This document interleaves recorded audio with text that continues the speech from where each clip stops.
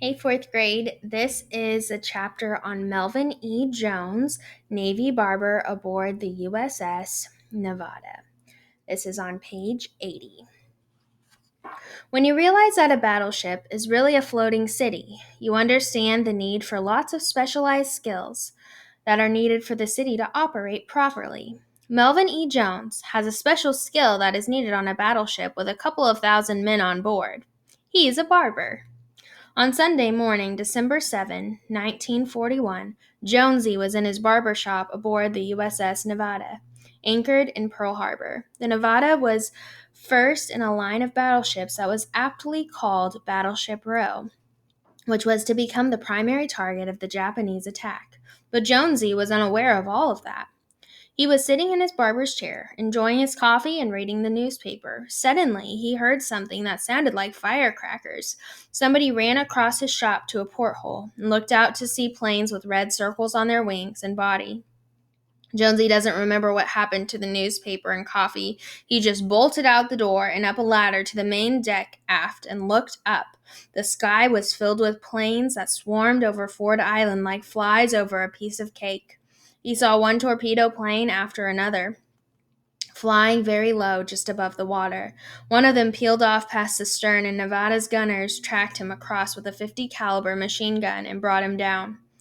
That plane exploded with the bluest cloud of smoke that Jonesy had ever seen. On every battleship, every crew member has a battle station, even a barber. So under enemy attack, what does a barber do? Well, he goes to his battle station, and that's what Jonesy did, on the double. The Nevada attempted to get underway, to move out of its mooring. Jonesy skidded down a ladder to where the ship was tied and helped get the huge mooring lines off. He wished for an axe to cut them, but there was none. Meantime, the USS Arizona had exploded, releasing clouds of dark smoke that made it difficult to even see what they were doing. They struggled until they were finally able to raise the mooring lines enough to release the ship. He saw sailors in the water, which had patches of fire everywhere.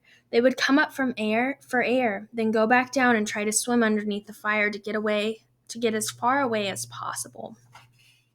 Jonesy remembers 17 planes dive bombing his ship, with 5 of them hitting their target. He went below into a watertight compartment that was suddenly filled with smoke so black you couldn't see your hand in front of you. He was knocked flat by a jolt when more bombs hit and felt like a rat in a hole with no way out. In the darkness, he found an oily rag and shoved his face in it, trying to breathe. After a while, the smoke was pumped from the room, and it cleared up so he could see again. The ship was shuddering, and Jonesy wasn't sure if the ship was underway or beached. He was still below deck when water began to come in. They'd evacuate one compartment, then move to the next, passing ammunition through the hatch. Then somebody's feet came through. Jonesy grabbed the feet and helped lift him into the compartment. The man had a gas mask on, but in the crisis had forgotten to pull the retainer tape off the canister, and he had suffocated to death.